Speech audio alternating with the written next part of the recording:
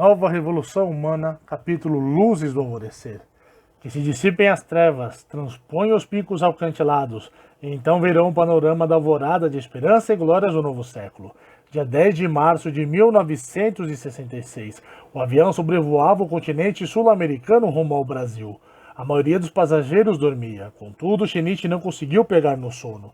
Apesar de estar febril há 2 dias e fisicamente esgotado, sua mente estava lúcida e seus olhos vívidos. Naquela vez também foi assim, recordou quando visitou o Brasil pela primeira vez em outubro de 60. Pelo cansaço durante aquela longa viagem, a febre o incomodou por muitos dias e seu corpo apresentou sintomas de forte debilitação. Os membros da comitiva chegaram a suplicar que cancelasse a viagem ao Brasil. Todos estavam muito preocupados com seu estado de saúde e sentiu que algo irreparável poderia ocorrer caso prosseguisse a viagem. Entretanto, Shinichi manteve sua firme determinação e disse naquela ocasião: "Contudo eu irei. Existem companheiros que estão me aguardando. Jamais cancelarei a viagem sabendo que eles estão me esperando. Houve alguma vez em que o presidente Toda recuou em meio a uma luta? Eu sou discípulo do presidente Toda. Eu irei sem falta. Custe o que custar. Se tiver que tomar, então tomarei em combate. Que desventura pode haver nisso?"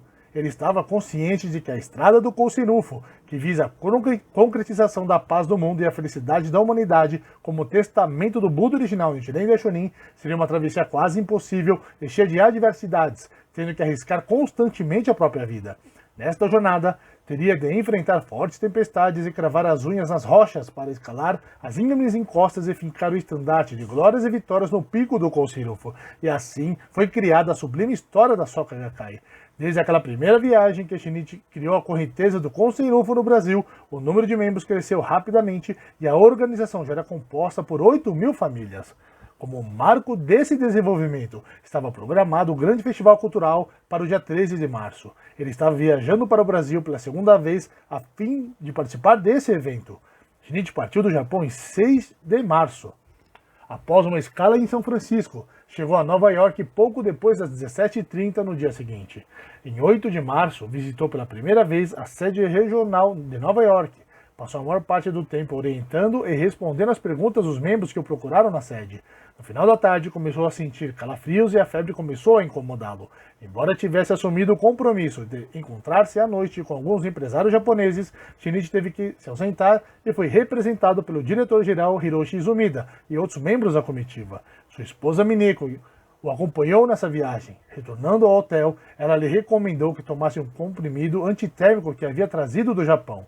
Ela passou a noite ao seu lado, trocando constantemente a toalha gelada em sua testa. A febre havia baixado um pouco na manhã seguinte, mas o corpo continuava debilitado. Vendo a fisionomia preocupada de Mineko, Shinichi disse animadamente: "Já estou bem, fique tranquila. Posso partir a qualquer momento para o Brasil." Às 22 horas, a comitiva partiu de Nova York rumo ao Rio de Janeiro. Depois de passar uma noite sem dormir, ele viu as primeiras luzes da manhã entrando pela janela do avião. Ele fechou o livro que estava lendo e olhou pela janela, encostando sua testa no vidro.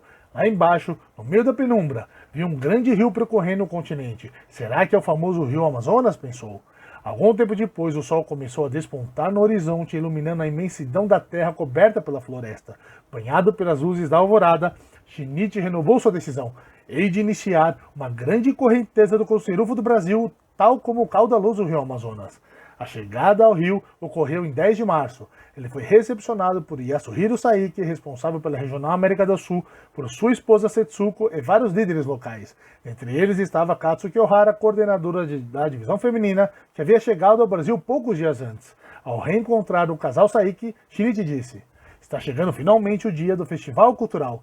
Vamos juntos fazer com que as flores da cultura, da paz e da felicidade desabrochem plenamente. Vamos escrever uma nova história aqui no Brasil." Logo que a comitiva se acomodou no hotel, reuniram-se para fazer os acertos da estada do Rio de Janeiro. A reunião foi interrompida pelo toque do telefone. Kiyoshi Juju atendeu e logo transferiu para Shinichi.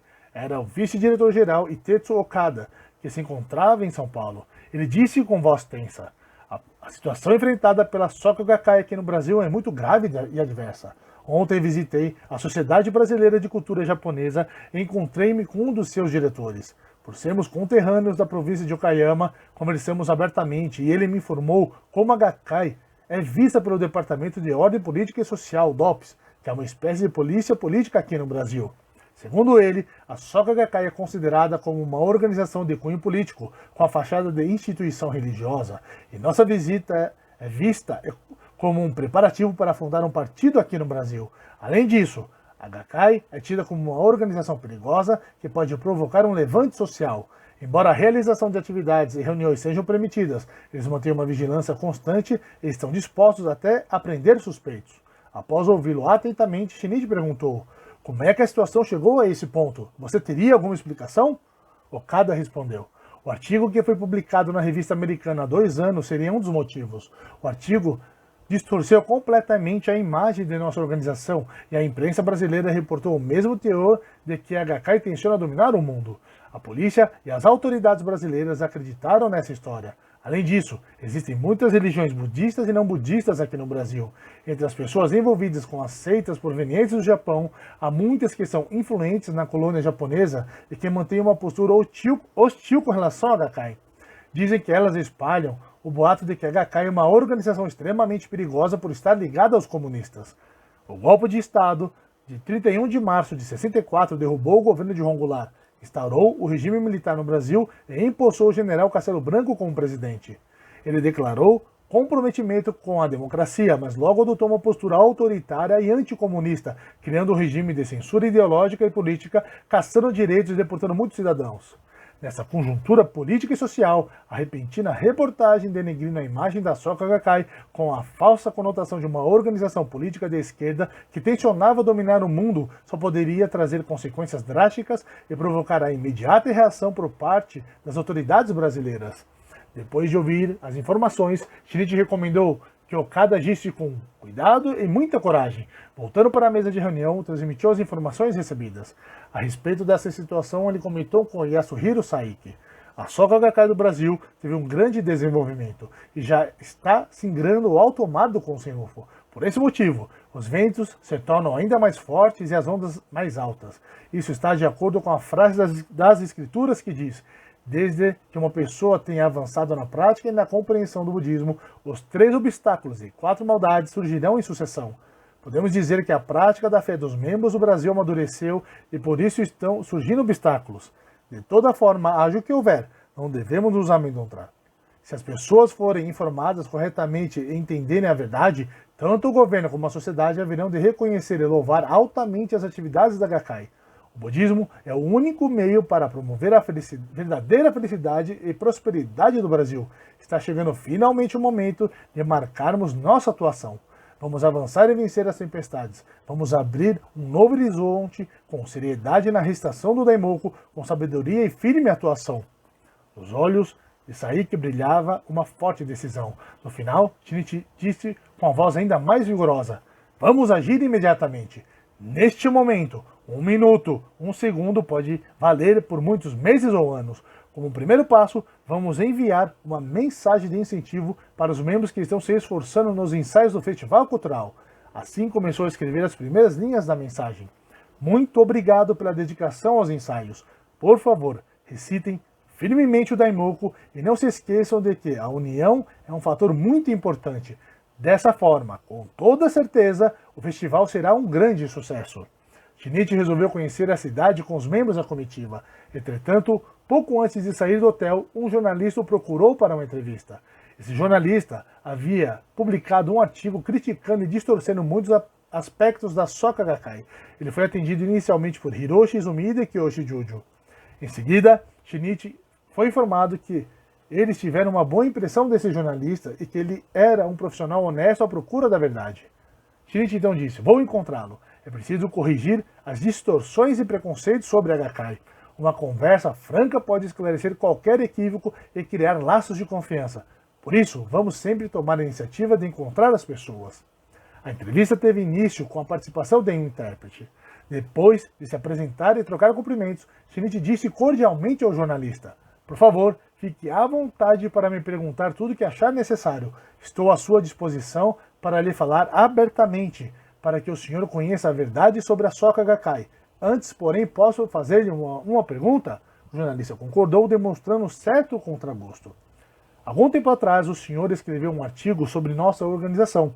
Não sei em que fonte se baseou, mas está completamente distante da realidade. Em consequência disso, inúmeras pessoas receberam informações incorretas e equivocadas sobre a Gakkai. O senhor não acha que a missão da imprensa é divulgar a verdade? O jornalista se assustou e indagou. Meu artigo está tão longe assim da verdade? Izumido interferiu e disse, sim, há muitos pontos divergentes. Por exemplo, o senhor escreveu que o presidente Makiguchi foi preso e morreu na prisão como um criminoso de guerra. Isto é um absurdo. Na época, o governo militar japonês, com eixo espiritual no nacionalismo shintoísta, arrastou o Japão para a guerra.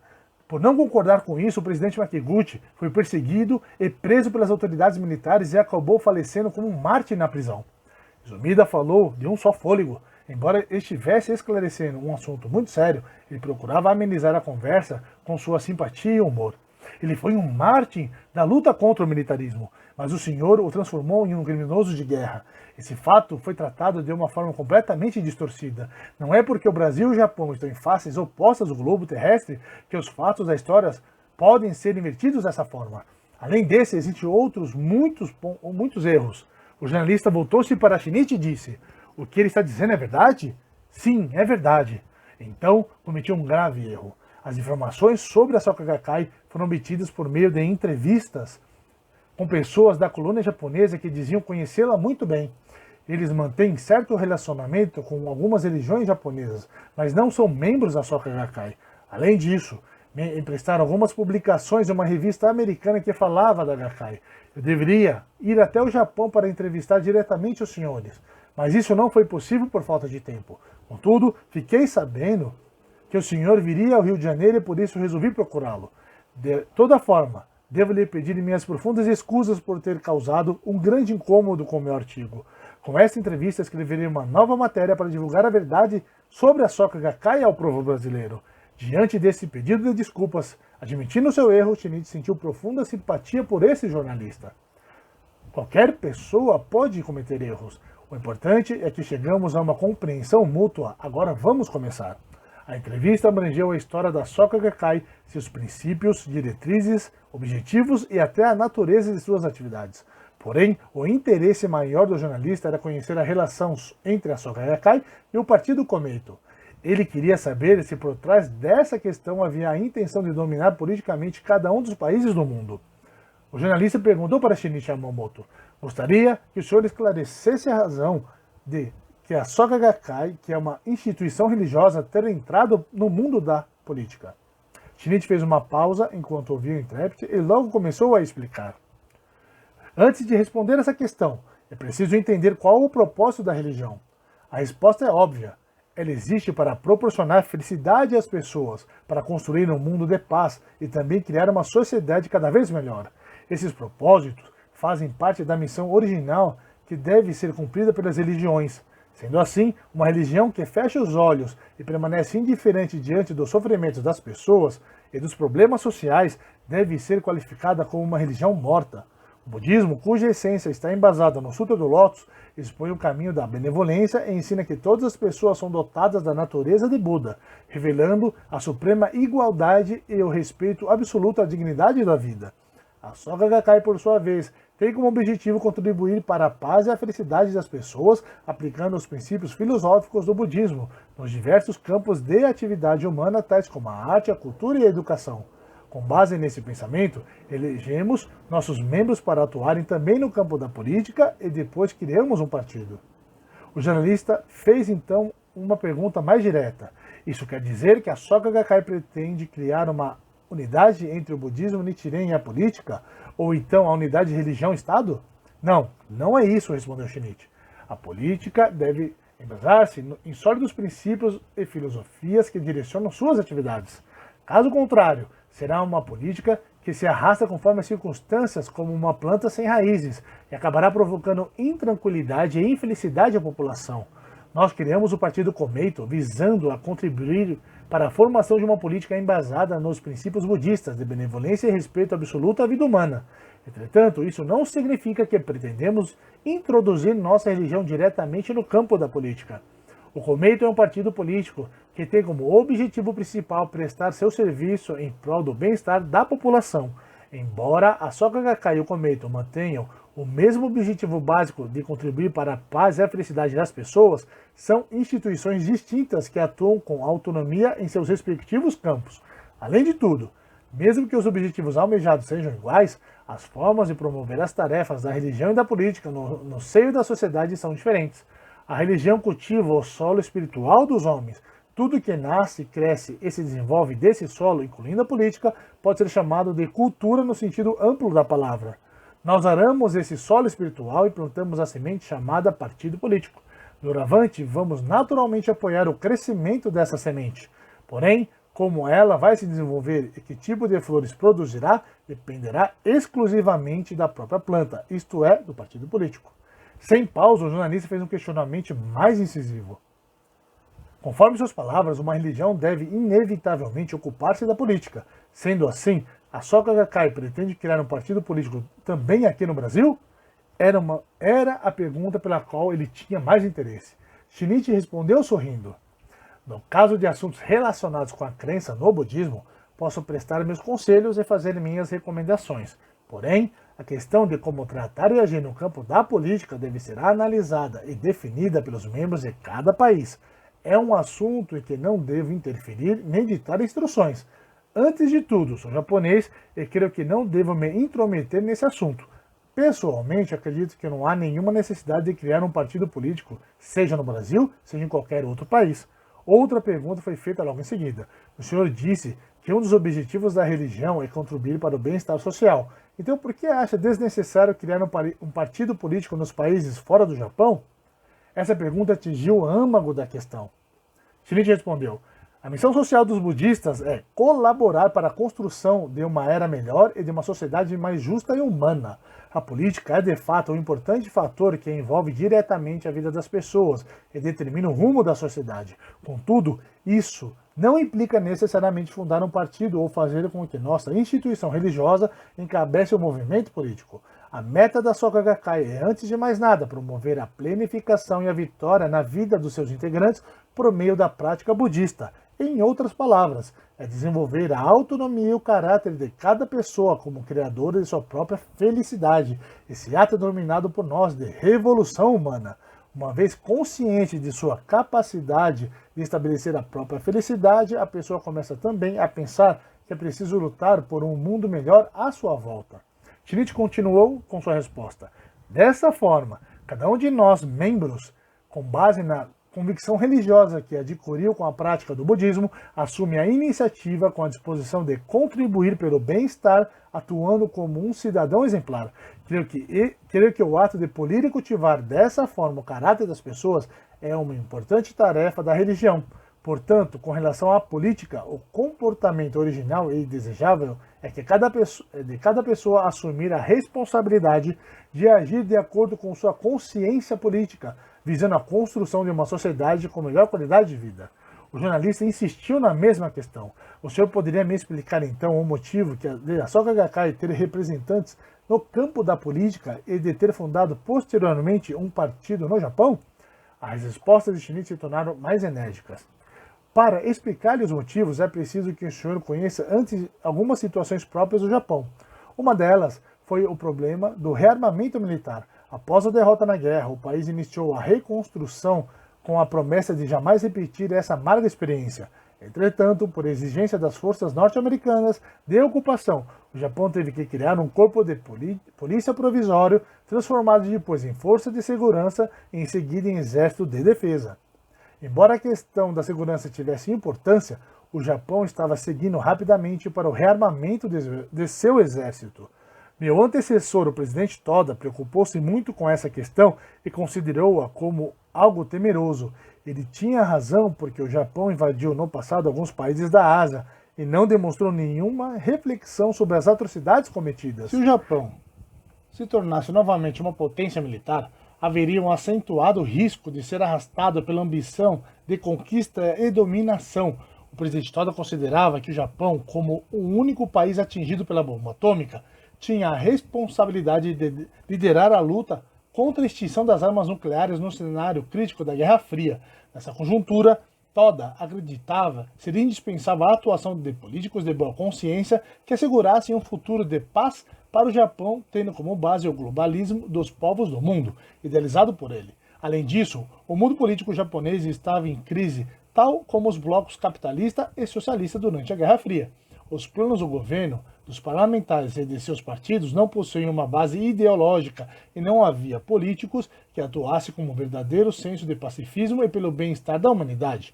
Ouvindo atentamente, o jornalista anotava as explicações, fazendo correr agilmente a caneta pelo caderno. Existiam, na época, partidos políticos que defendiam os empresários e as indústrias de grande porte, ou os sindicatos e trabalhadores de grandes companhias.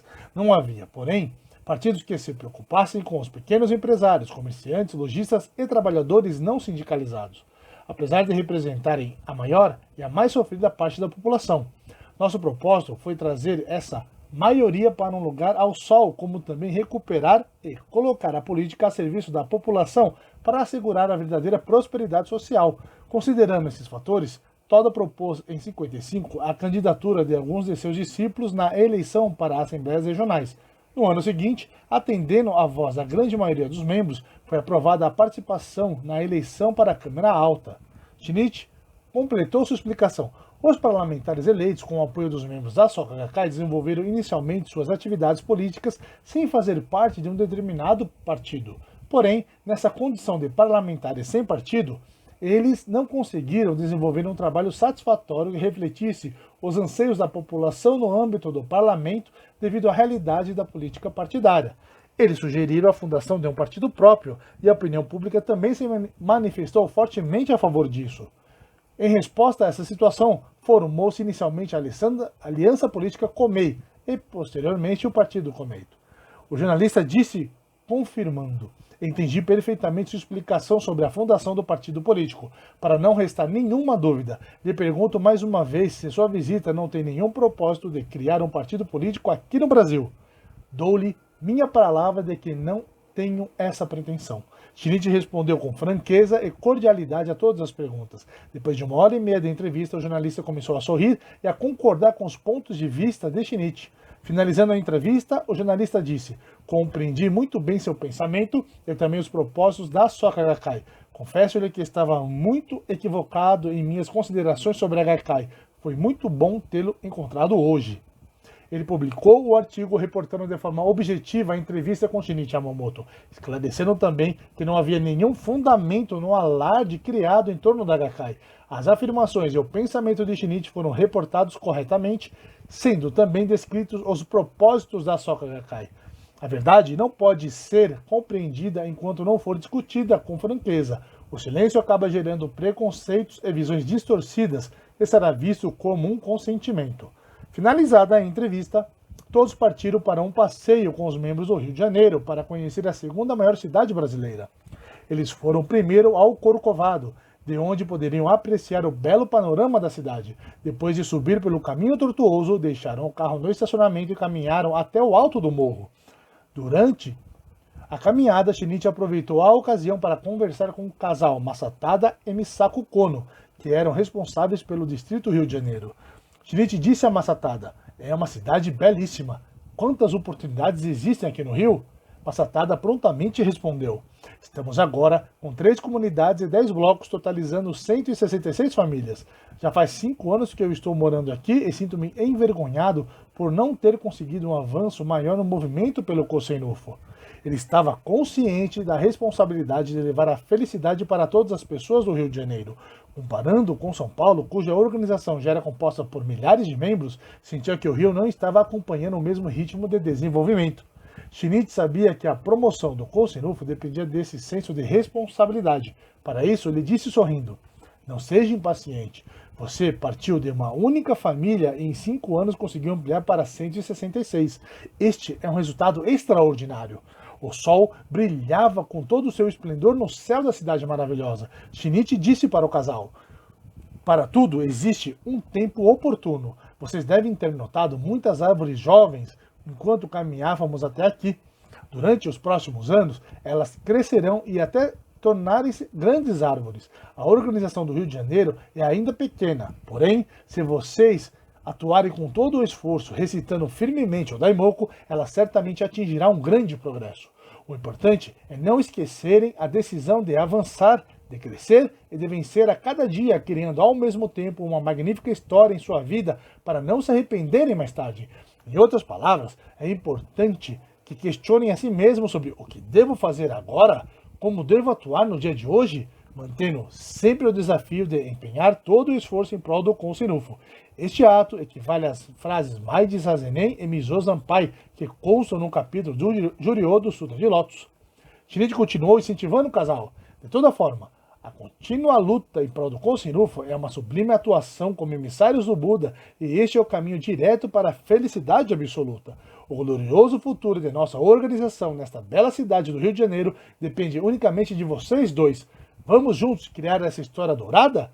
Sim, com toda certeza. O casal Kono respondeu com voz firme e decidida. Depois de 18 anos desse encontro no Corcovado, Shinichi retornou ao Brasil pela terceira vez e constatou que o número de membros do Rio de Janeiro havia crescido para 6.000 famílias.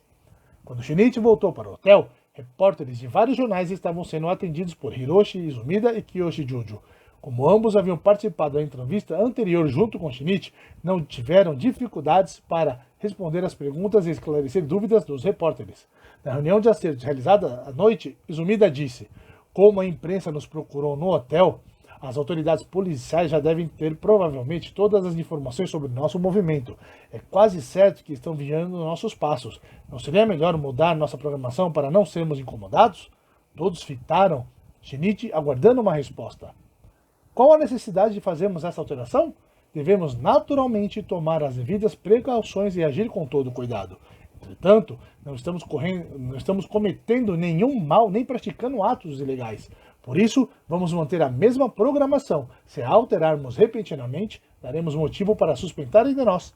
Shinichi percebeu que os membros da comitiva ficaram meio abalados. Então convencê-los imprimindo mais força em suas palavras. Jamais perca de vista o ponto essencial da questão por considerarem apenas os fatores circunstanciais.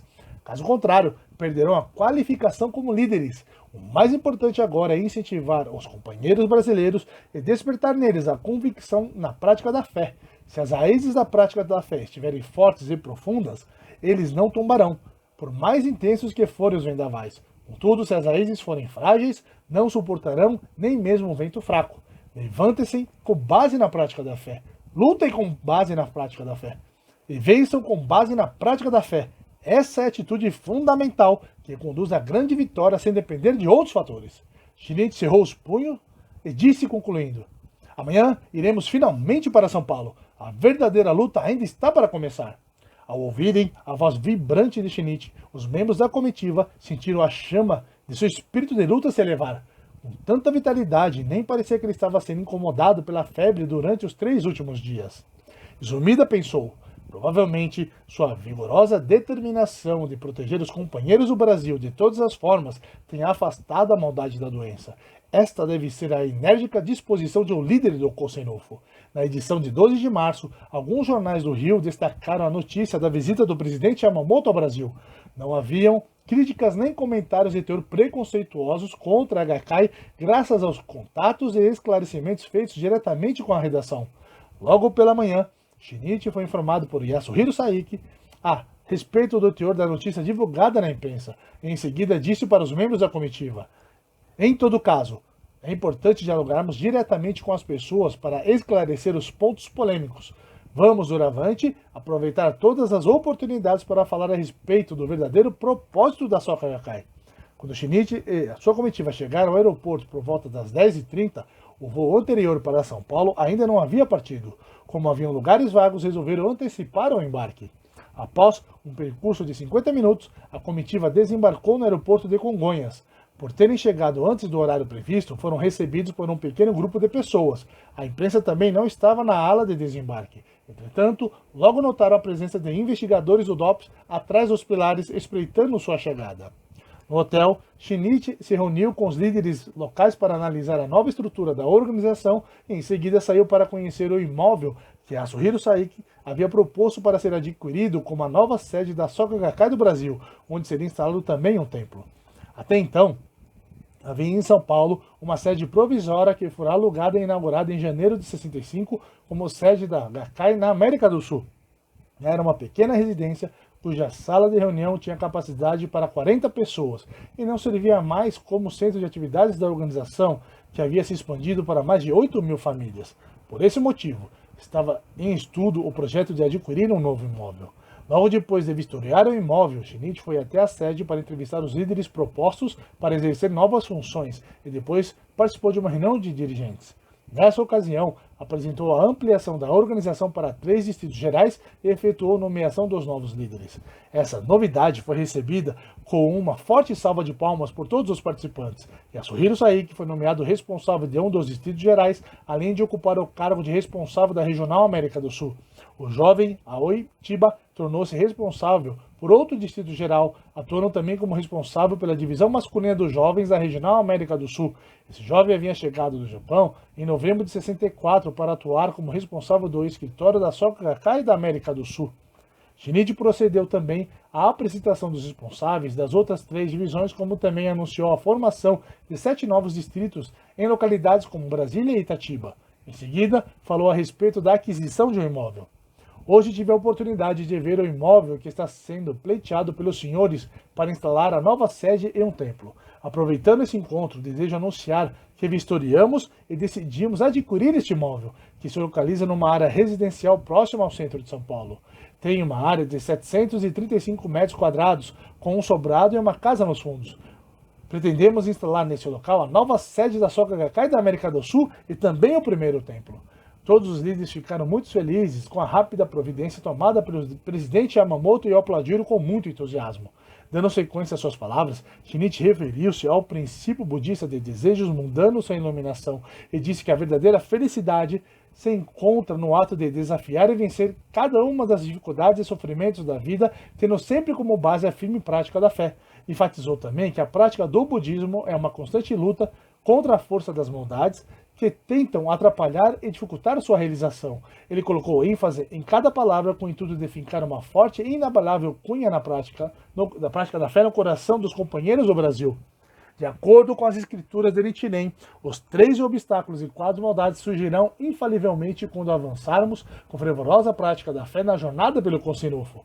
Por exemplo, o avião enfrenta uma forte resistência do ar e turbulências no momento da decolagem para depois alçar um voo mais tranquilo e chegar ao seu destino. Da mesma forma, se nos amedrontarmos e desistirmos no meio do caminho por causa das dificuldades, não poderemos chegar ao nosso objetivo. Se continuarmos em nosso desafio, poderemos criar um desenvolvimento mais estável e voar tranquilamente pelos céus do Konsen-Rufu.